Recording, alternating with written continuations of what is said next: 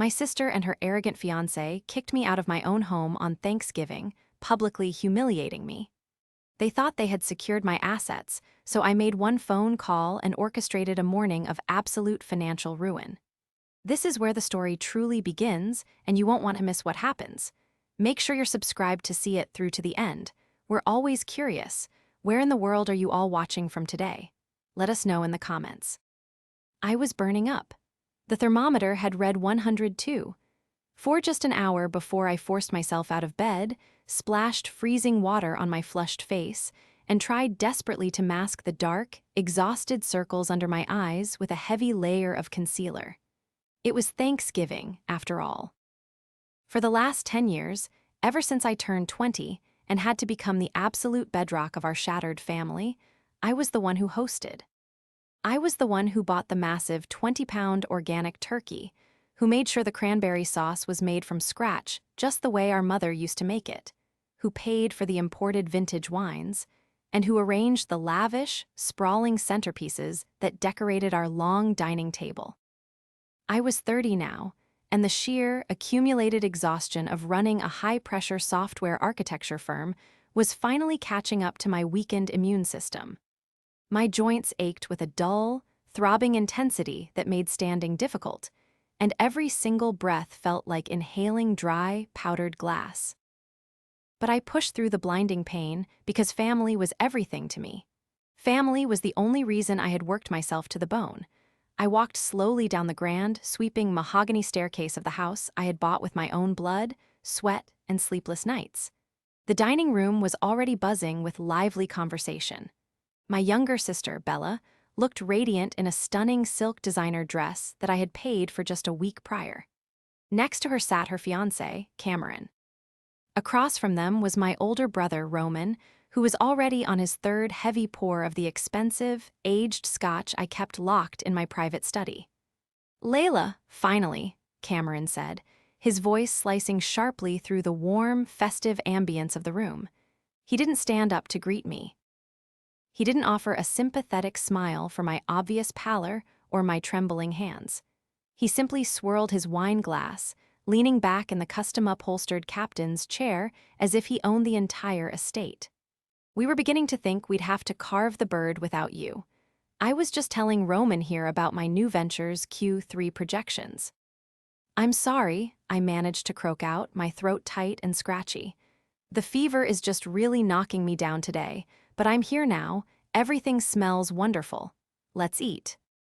I moved weakly to take my usual seat at the head of the table. The chair I always sat in. The chair that symbolized everything I had built, protected, and provided for us over a decade of relentless sacrifice. "Actually, Layla," Bella said, her voice unusually sharp and clipped. She didn't look at me. Her eyes were fixed intently on the gold rim of her water glass. "Cameron is going to sit there tonight."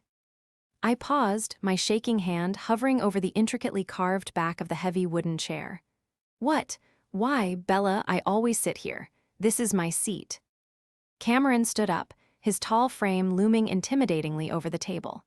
He wore a perfectly tailored, charcoal gray suit that seemed absurdly formal and stiff for a cozy family dinner at home. He walked slowly over to me, his polished dress shoes clicking loudly against the pristine hardwood floor. "Because, Layla, things are changing around here," he said, a sickeningly sweet, patronizing smile plastered on his perfectly groomed face. "In fact, they've already changed. And we need to have a very serious, structural conversation before anyone takes a bite of this meal." Roman cleared his throat loudly, suddenly looking incredibly interested in the reflection on his silver fork. He absolutely refused to meet my gaze. The silence in the dining room stretched out, becoming thick, heavy, and completely suffocating. My heart began to pound a frantic, erratic rhythm against my ribs, exacerbating the pounding headache behind my eyes. "What are you talking about, Cameron?" I asked, my voice wavering as I looked past his broad shoulders to my sister. "Bella, what's going on? Why is everyone acting so strange?" Cameron stepped deliberately between me and my sister, physically blocking my line of sight and isolating me. "We've decided that this current living arrangement is no longer working for us," he announced, his voice booming with unearned authority, as if he were addressing a corporate boardroom rather than a family dining room. Your constant need for control, your domineering presence, your insistence on tracking every dollar, it's stifling Bella. It's stifling Roman. It's stifling all of us. Now that the trust documents are officially finalized, and the new era of this family is beginning under my direct guidance, we've come to a collective, unanimous decision. He paused for maximum dramatic effect, his dark, calculating eyes locking onto mine with a cold, predatory gleam that sent a shiver down my spine. "You need to leave, Layla," Cameron stated, his tone completely devoid of any human empathy. "Tonight, right now. You can go upstairs and pack a small overnight bag for the weekend, but we want you out of this house before we finish dessert. Your presence here is no longer required or welcome." I literally stumbled backward, my heel catching on the edge of the Persian rug. The room violently spun. The feverish, burning heat in my body suddenly turned to absolute, freezing ice. "Leave! Leave my own house. Are you insane?" "It's not your house anymore, Layla," Bella chimed in, her voice trembling slightly but carrying a cruel, rehearsed edge I had never heard from her before. Cameron explained the new trust structure to us perfectly. You sign the equity over to the family trust, and Cameron is the primary executor now. You're legally out. We want to start our new married life here without you breathing down our necks and treating us like children. I looked desperately at my older brother. "Roman, are you seriously going along with this? After everything I've done for you, after I paid for your rehab and gave you a career?" Roman took a slow, agonizing sip of his scotch, refusing to make eye contact. "Come on, Layla, don't make a scene. You've had a good run playing the boss. Let the kids have the house. You can easily afford a luxury apartment downtown. It's better this way for everyone's mental health." The sheer, breathtaking audacity of it left me gasping for air. I was sick, weak, and standing in the very home I had sacrificed my entire youth to pay for, being ousted by a manipulative con artist who had only been in the picture for 8 months.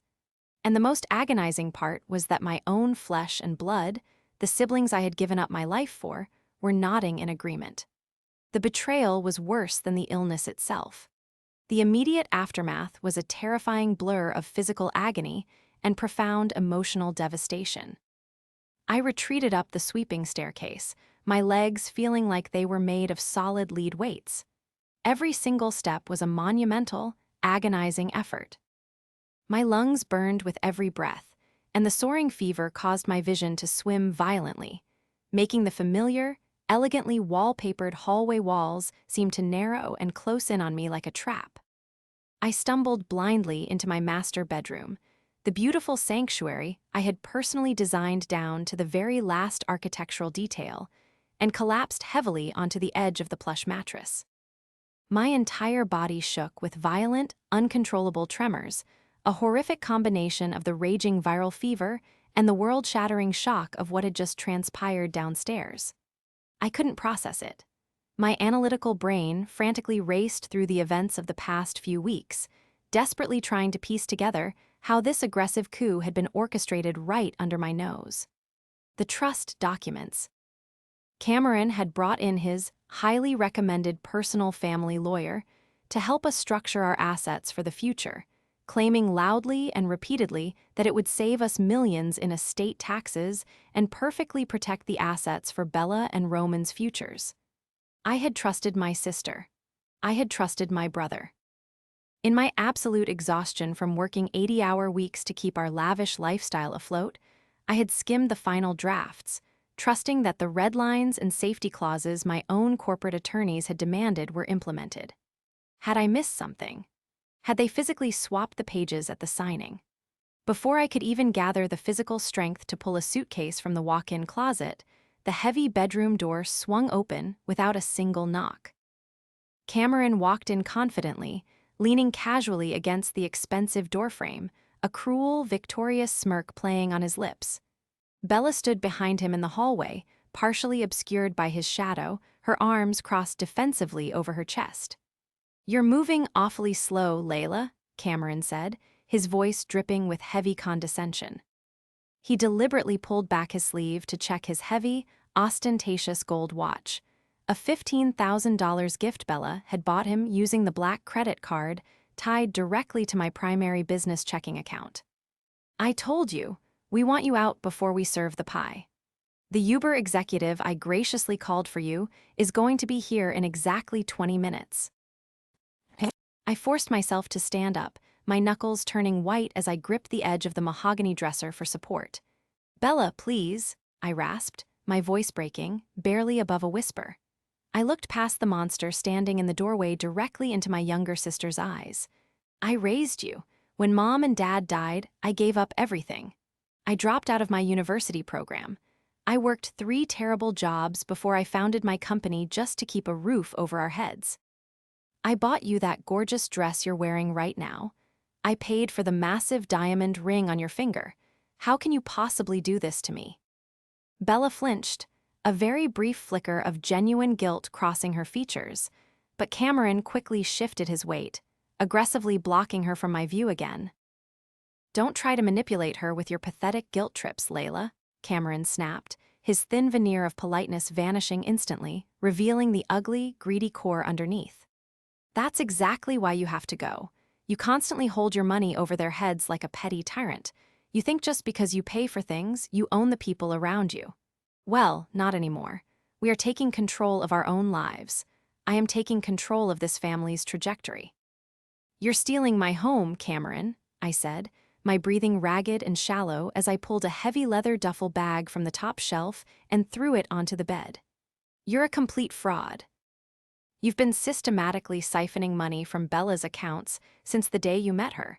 And now you think you've stolen my multi-million-dollar house." "I haven't stolen a single thing," Cameron laughed, a cold, grating, arrogant sound that echoed in the high-ceilinged room. "You signed the papers, genius. The newly formed family trust holds the deed, and as the legally appointed managing director of that trust, I am officially and legally evicting you from the premises. You're a toxic presence, Layla. It's time for you to face reality. You have exactly 20 minutes. Don't make me call the local police to have you physically trespassed." He turned sharply on his heel and walked out, grabbing Bella's hand tightly and pulling her along with him down the hall. The door clicked shut, leaving me completely alone in the deafening, oppressive silence of my bedroom. I stood there for a long, frozen moment, staring blankly at the closed oak door.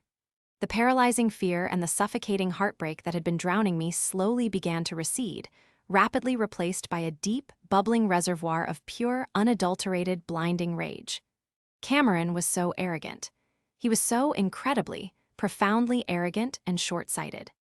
He genuinely thought he had outsmarted a woman who built complex software systems for a living.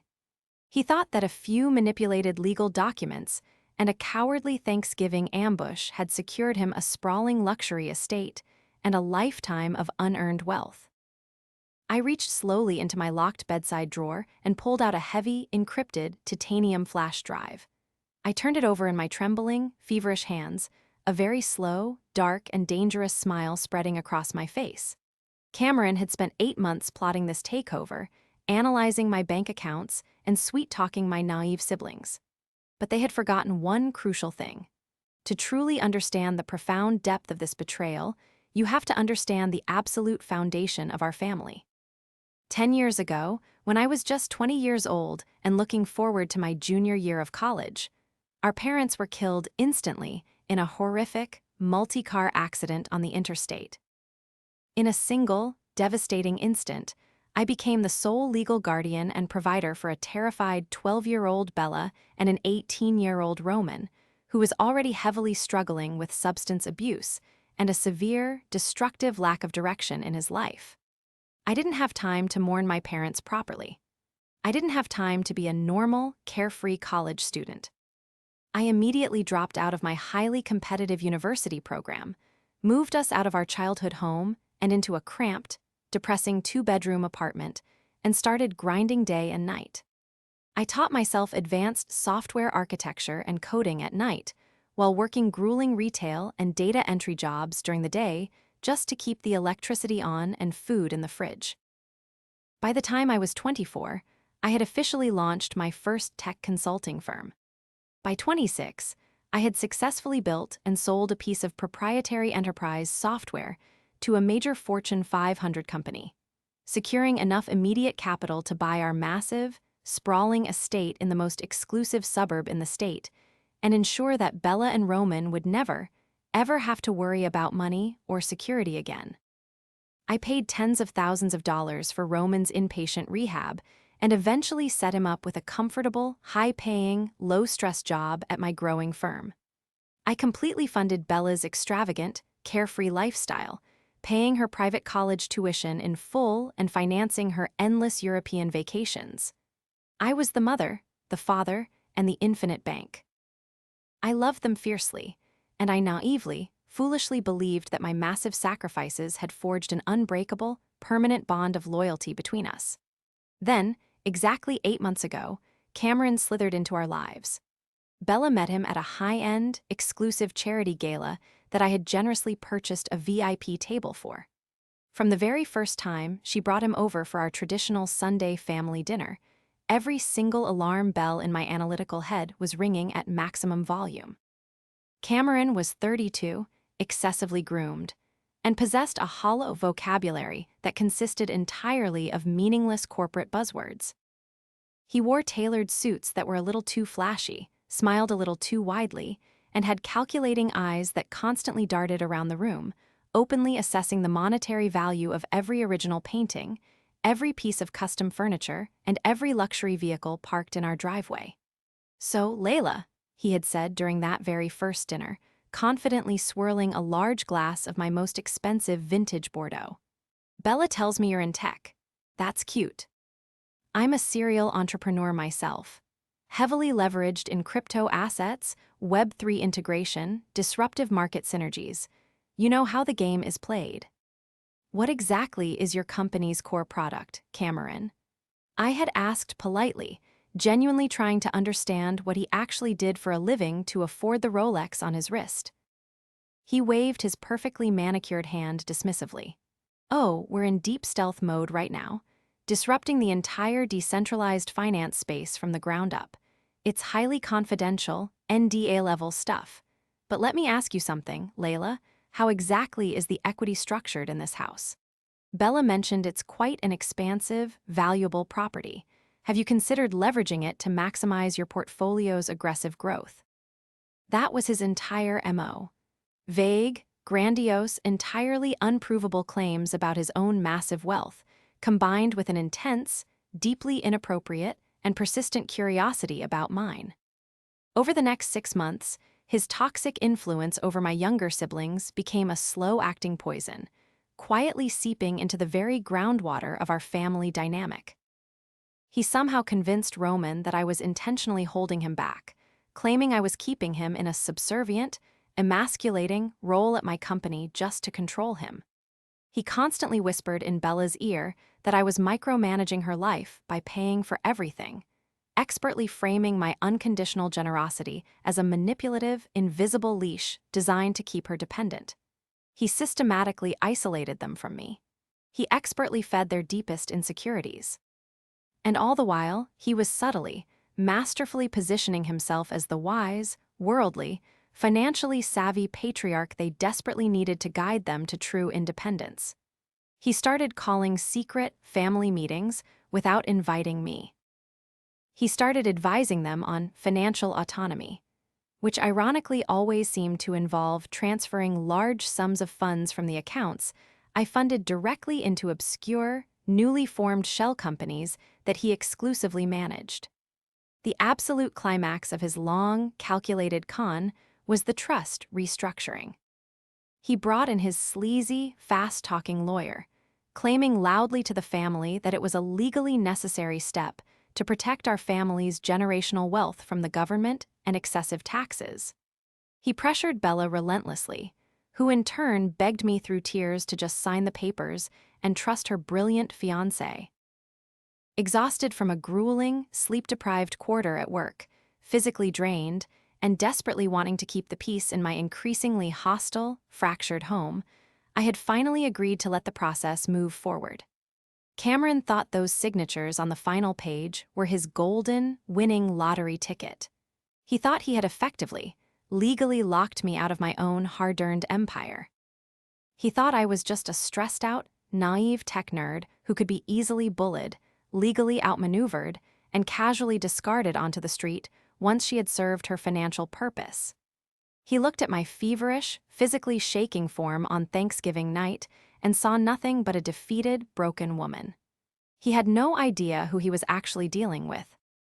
He had no idea what I had done behind the scenes before I signed those documents, or the devastating, inescapable traps I had carefully, meticulously laid the very moment his slick, stealth mode startup facade began to crack months ago.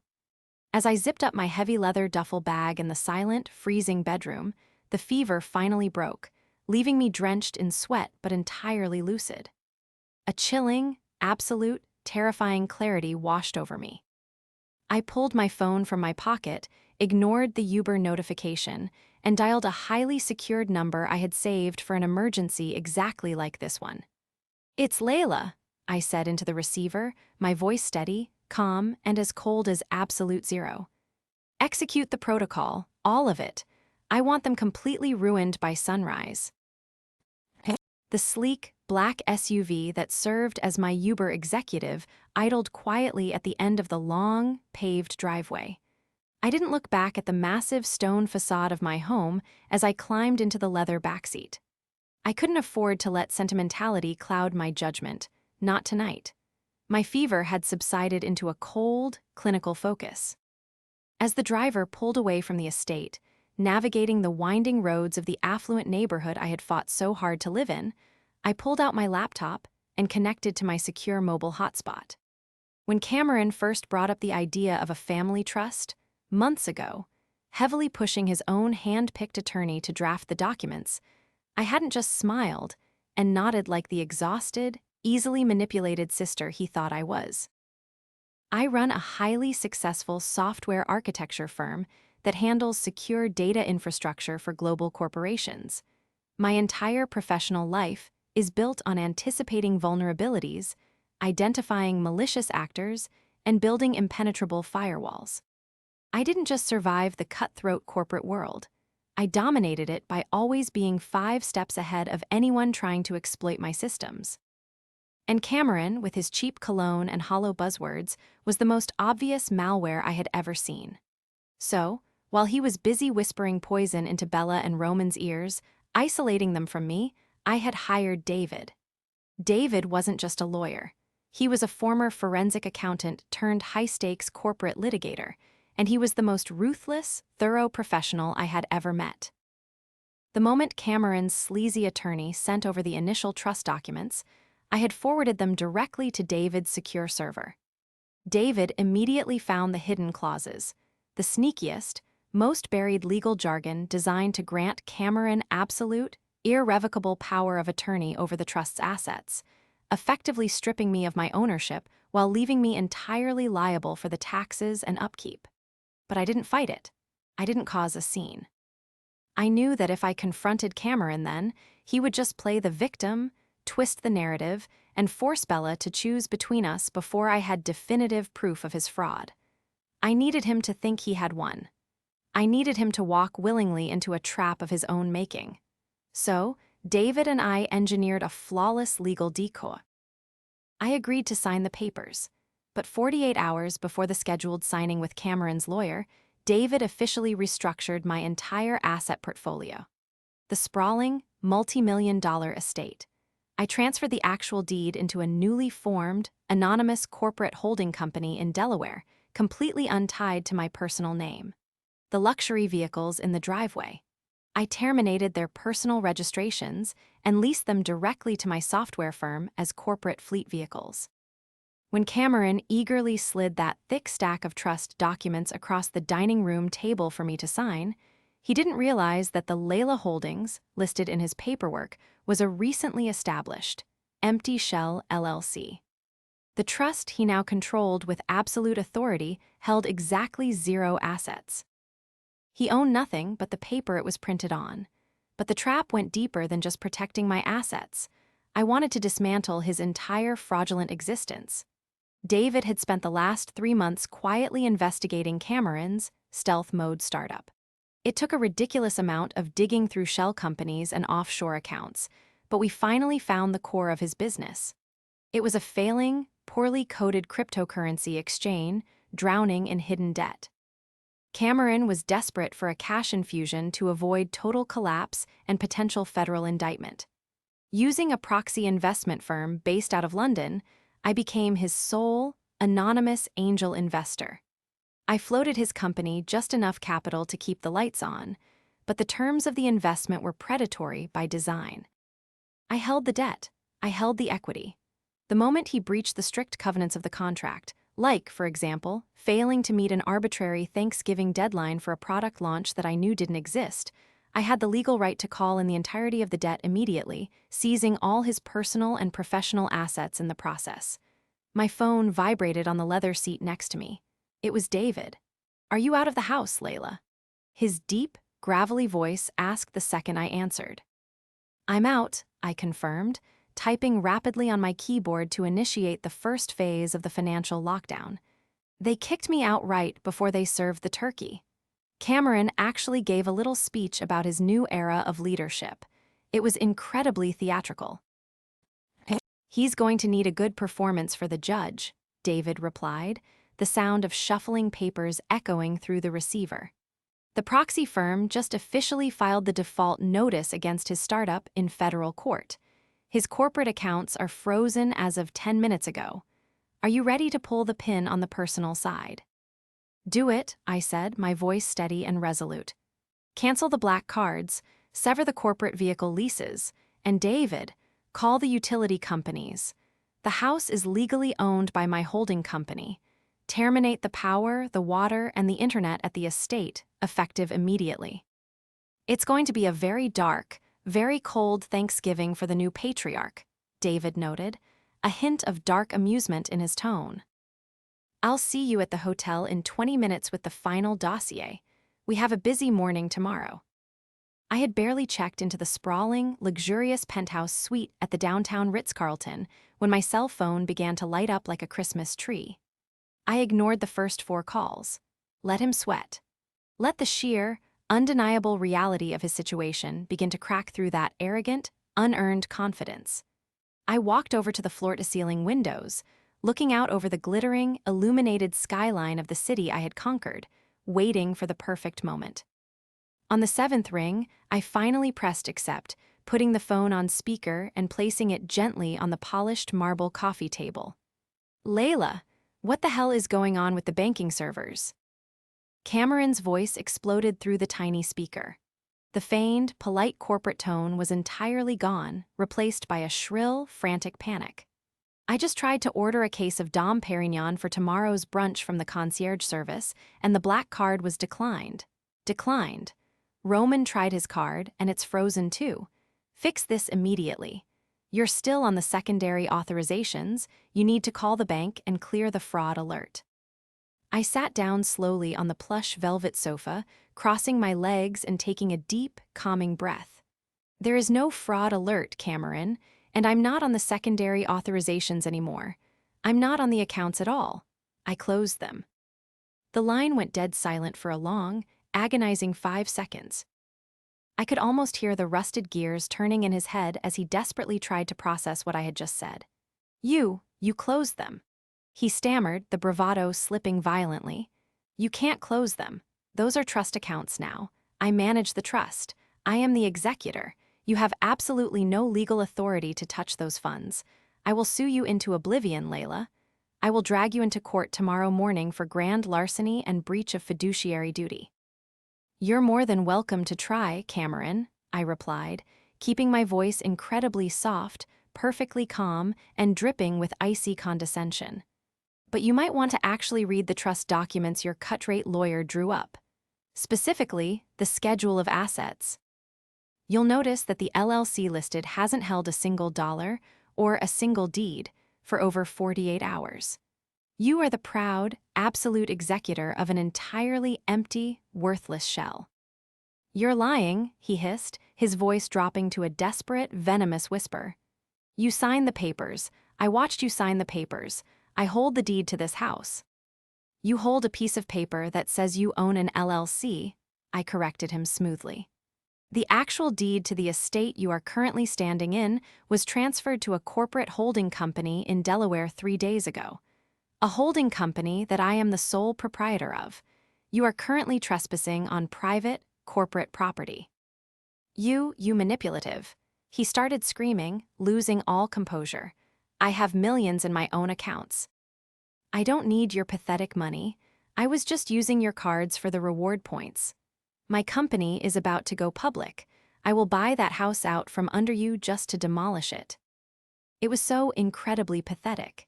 Even backed into a corner, his immediate instinct was to lash out with poorly executed, transparent lies. He was a cornered rat trying to roar like a lion. Is that so? I asked, allowing a small, sharp laugh to escape my lips. If your company is doing so well, Cameron, why did your primary investor just issue a federal notice of default? Why are your corporate assets currently frozen by a federal judge due to breach of covenant? The silence that followed was absolute. It was the heavy, suffocating silence of a man realizing that he hasn't just lost a game, he has been utterly, entirely destroyed. How? How do you know about that? He finally whispered, his voice trembling with genuine terror. Because I am the investor, Cameron, I said, delivering the final, crushing blow. I own your debt, I own your equity, I own you, and as of 10 minutes ago, I also canceled the corporate leases on the Mercedes and the Range Rover sitting in my driveway. Before he could even formulate a response, I heard a sharp, startled yelp in the background. It was Bella. Cameron. She cried out, her voice distant but clear over the phone. The lights just went out. The whole house is completely dark, and the thermostat is entirely dead.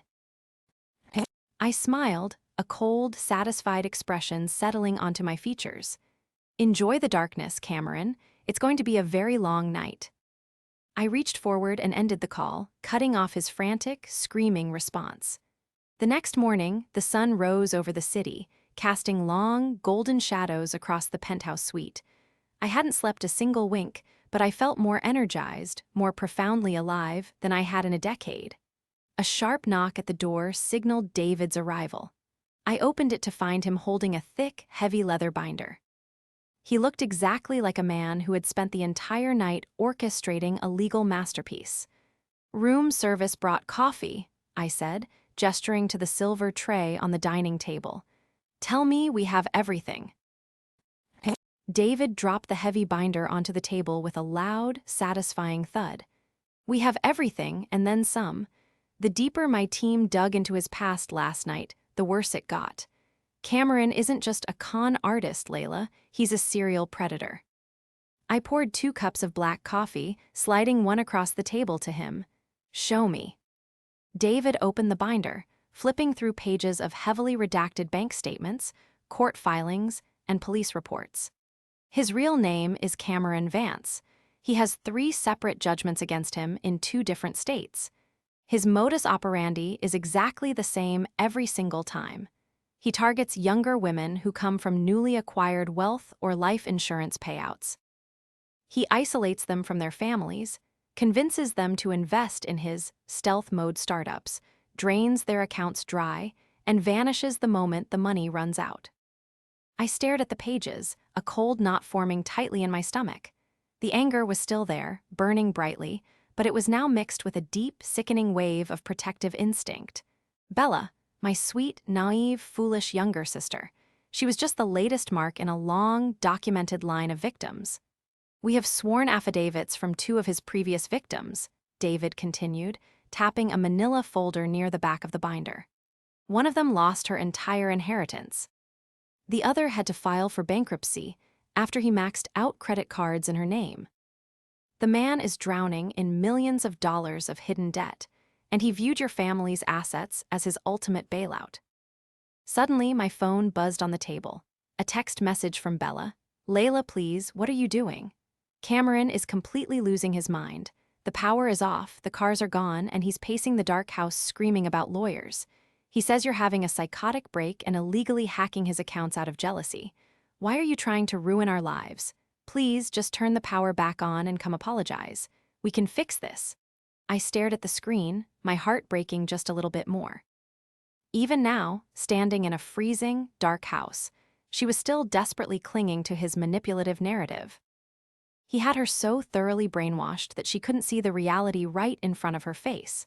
I didn't type a reply. Instead, I took a clear, focused photograph of the top document in David's binder, a legally certified bankruptcy filing from 3 years ago, clearly listing Cameron Vance's name, his massive debts, and a detailed summary of his fraudulent activities. I sent the image to Bella without a single word of explanation. 30 seconds later, my phone rang. It wasn't a text this time, it was a call from Bella. I answered, putting it on speaker for David to hear. Bella. What is this? Bella's voice was high-pitched, frantic, and trembling with confusion. Layla, what did you just send me? Cameron says it's a Photoshop. He says you're trying to frame him. Before I could answer, I heard the sound of a violent scuffle over the line, followed by Cameron's furious, booming voice. He had clearly snatched the phone from her hand. Listen to me, you crazy, spiteful bitch. Cameron roared, completely unhinged. The suave, polished entrepreneur was completely gone, replaced by a desperate, aggressive thug. You think some fake documents are going to stop me? I have my family coming over in exactly 3 hours for the post-Thanksgiving brunch. My parents, my uncles, everyone. You are going to turn the power back on, you are going to return those cars, and you are going to show up here with a certified cashier's check to surrender the remaining liquid assets, or, I swear to God, I will ruin your company's reputation. I will go to the press. I will destroy you. He was completely delusional. The panic had entirely overridden his logical faculties. He was throwing wild, baseless threats, trying to use a brunch with his own family as leverage against a corporate takeover. I looked at David. David just smiled, a terrifying, predatory grin, and nodded once. All right, Cameron, I said, my voice projecting absolute, calm authority over his screaming. You want me at the brunch? I'll be there. I wouldn't miss it for the world. Keep your family there. Tell them to wait for me. You better bring the check. He yelled, right before the line abruptly disconnected. I set the phone down and looked at the heavy binder of evidence. The trap was fully set. The bait had been taken. It was time to close the jaws. David, I said, standing up and smoothing the front of my designer blazer. Call the repossession agency. Call the process servers. Tell them to meet us at the estate in exactly 3 hours. We are going to a brunch. The drive back to the estate felt entirely different than the panicked, fever-addled escape from the night before. I sat in the back of David's town car, feeling a profound, terrifying sense of absolute calm. The fever was completely gone, leaving behind a razor-sharp, diamond-hard clarity. Behind our car, a heavy, flatbed tow truck and a nondescript black sedan carrying 2 licensed process servers followed in a tight, synchronized convoy. We pulled through the wrought iron gates of my neighborhood, the massive, imposing stone facade of my house coming into view. Parked carelessly across the circular driveway were 3 vehicles I didn't recognize, undoubtedly belonging to Cameron's extended family. I stepped out of the car into the crisp, biting November air. The house itself looked dead. Without power, the massive floor-to-ceiling windows were dark, reflecting only the gray, overcast sky. I walked up the front steps, David right beside me, clutching the heavy leather binder. I didn't bother knocking. I pulled my physical key from my purse, unlocked the heavy oak door, and pushed it open. The scene in the grand foyer was a masterpiece of awkward, strained tension. Cameron had set up a lavish brunch spread on the dining room table, but without electricity, the chafing dishes were cold, the elaborate lighting fixtures were dead, and the house was freezing. Around the table stood an older couple I assumed were his parents, alongside a younger man who looked like a cousin. They all wore thick coats, clutching their crystal champagne flutes, looking deeply confused and uncomfortable. Roman was sitting on the bottom step of the staircase, his head buried in his hands. Bella was standing near the arched doorway of the kitchen, her eyes red and puffy, arms wrapped tightly around herself to ward off the chill. And then there was Cameron. He was frantically pacing back and forth in his tailored suit, a forced, manic smile plastered on his face as he tried to explain away the disaster. It's just a localized grid failure, Cameron was saying loudly to his skeptical-looking father. The utility company assured me it's a priority one fix. The neighborhood infrastructure is just adjusting to the new smart meters. It's a minor hiccup in the transition of ownership, really. It's not a grid failure, Cameron, I announced, my voice cutting through the echoing room like a crack of thunder. Every single head snapped in my direction. Cameron's fake, manic smile vanished instantly, replaced by a look of sheer, unadulterated panic. His face drained of all color. "Layla," Cameron barked, taking 2 aggressive steps toward me before stopping abruptly when he noticed David standing right behind my shoulder. "What are you doing here? I told you to bring the check. If you don't have the cashier's check to surrender the liquid assets, you need to turn around and walk out of my house." "This isn't your house," I said smoothly, stepping fully into the room and walking directly toward the dining table. I didn't look at him. I looked directly at his parents. "Hello, I'm Layla. I'm the woman your son has been actively trying to defraud for the last 8 months. I apologize for the temperature, but as the sole legal owner of this property, I had the utilities shut off this morning to evict a trespasser." "Excuse me." Cameron's mother gasped, clutching her pearls in genuine shock. "Cameron, what on earth is she talking about?" "She's crazy, Mom, don't listen to her." Cameron yelled, his voice cracking with desperation. He lunged toward me, his hands outstretched. "Get out! I am calling the police." "I already took the liberty of bringing the authorities to you," David interjected, stepping smoothly in front of me and gesturing to the open front door. The 2 process servers walked into the foyer, their expressions entirely neutral and professional. They flanked the doorway, completely blocking Cameron's only exit.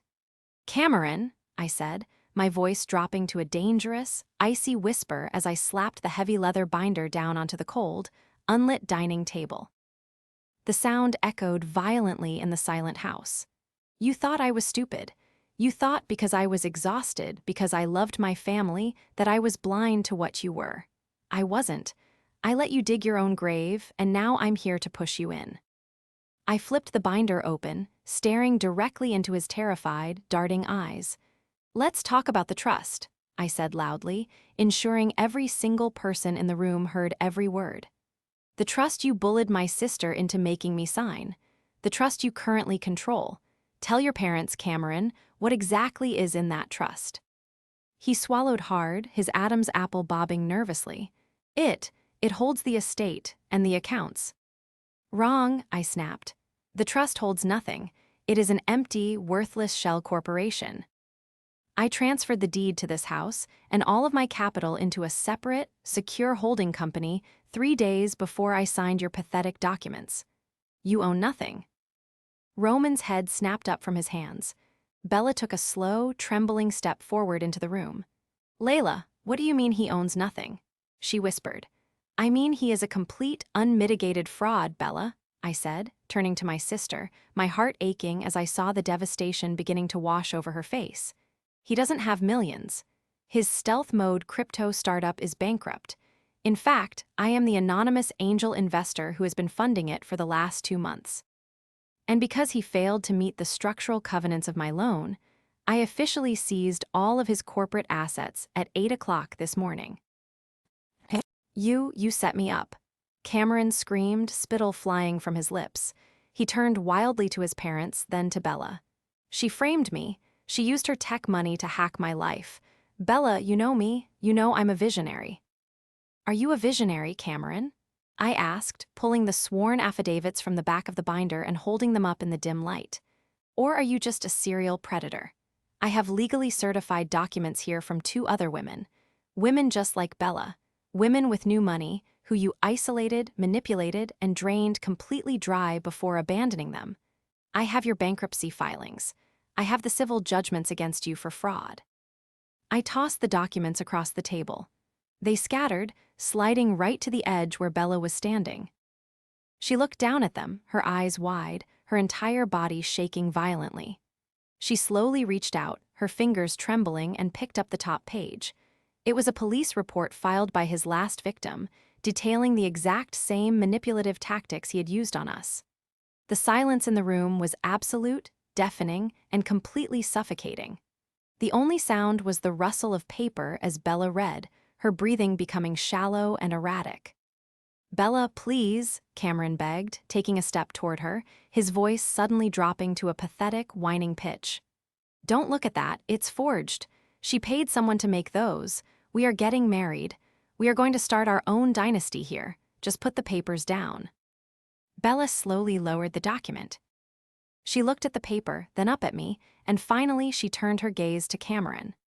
The confusion, the fear, the desperate need to believe his lies, it all completely vanished from her eyes, replaced by a cold, devastating realization. The spell was finally entirely broken. She reached down to her left hand. Slowly, deliberately, she pulled the massive, gaudy diamond ring off her finger. The ring I had paid for. "You told me she was the monster," Bella whispered, her voice barely audible, yet carrying the weight of absolute heartbreak. "You told me she was controlling us, but it was you. It was always you." "Baby, no, please." Bella pulled her arm back and threw the heavy diamond ring directly at his chest. It bounced off his expensive lapel and clattered loudly against the hardwood floor. "Get out," Bella said, her voice rising to a furious, piercing scream. "Get out of my house. Get out of my life. Do not ever look at me or my sister again." The collapse of Cameron's pathetic empire was swift, merciless, and deeply satisfying to watch. As Bella's scream echoed through the freezing foyer, the two process servers stepped forward. "Are you the individual previously operating under the name Cameron Vance?" The taller of the two asked, extending a thick, sealed manila envelope. Cameron didn't answer. He just stared at Bella, his mouth opening and closing like a suffocating fish. The process server simply tapped the envelope against Cameron's chest, letting it fall to the floor next to the discarded engagement ring. "You've been served. Notice of federal default, asset seizure, and a civil summons for multiple counts of documented fraud." Cameron's father, who had remained entirely silent throughout the entire ordeal, finally stepped forward. He looked at the documents scattered on the table, then looked at his son with an expression of profound, unbridled disgust. "I told your mother you hadn't changed," the older man said, his voice dripping with shame. He didn't offer a hand. He didn't offer comfort. He simply turned his back on his son. "We are leaving. Don't call us, Cameron. We won't answer." Without another word, Cameron's family filed out the front door, stepping carefully around the process servers. Cameron stood completely alone in the center of the grand foyer, surrounded by the physical evidence of his crimes, utterly ruined. "The tow truck is currently hooking up the Mercedes you drove here," David informed him calmly, checking his watch. "The corporate lease was terminated at 6 a.m. I suggest you call a cab, or start walking. Because if you are still standing on this property in exactly 60 seconds, I am instructing my client to press formal trespassing charges." Cameron looked at me. There was no more arrogance. There was no more grandstanding. There was only the hollow, terrified stare of a man who had flown too close to the sun and had his wings systematically, precisely ripped off. He didn't say a word. He turned on his heel, his expensive leather shoes squeaking awkwardly against the wood, and walked out the front door, disappearing into the cold gray morning. The heavy oak door clicked shut behind him. The silence that followed was entirely different than before. It wasn't tense or suffocating. It was the exhausted, hollow silence of a battlefield after the war has finally ended. I let out a long, shuddering breath, the adrenaline slowly leaving my system, my knees suddenly feeling incredibly weak. I pulled my phone out and sent a single text message to the utility company protocol line. 5 seconds later, the massive chandelier above us hummed, flickered, and blazed to life in a brilliant shower of warm, golden light. The hum of the central heating system kicking on echoed through the vents. I turned to look at my siblings. Roman was still sitting on the stairs, tears streaming silently down his face, his hands trembling. Bella was standing by the table, staring blankly at the empty space where Cameron had just been. I walked slowly over to my younger sister. I didn't say, "I told you so." I didn't demand an apology for the horrible things she had said to me the night before. I just opened my arms. Bella collapsed against my chest, burying her face in my shoulder, and began to sob with a violent, agonizing intensity. It was the sound of a heartbreaking, of a deep, profound betrayal finally being processed. I wrapped my arms tightly around her, resting my chin on top of her head, tears finally spilling over my own cheeks. "I'm so sorry," Bella choked out between gasping sobs, her fingers gripping the fabric of my blazer like a lifeline. "I'm so sorry, Layla. I was so stupid. I let him twist everything. I let him make me hate you. I'm so sorry." "SHH," I whispered, stroking her hair, feeling the familiar, protective maternal instinct roaring back to life inside me. "It's over, Bella. He's gone. He can't hurt us anymore. I've got you. I'll always have you." Roman slowly stood up from the stairs and walked over to us. He wrapped his large arms around both of us, burying his face in my neck. "I failed you, Layla," he whispered, his voice thick with shame and regret. "I was supposed to be the older brother. I was supposed to protect this family, and I just drank his poison instead. I am so deeply sorry." "We rebuild," I said firmly, holding them both as tightly as I physically could.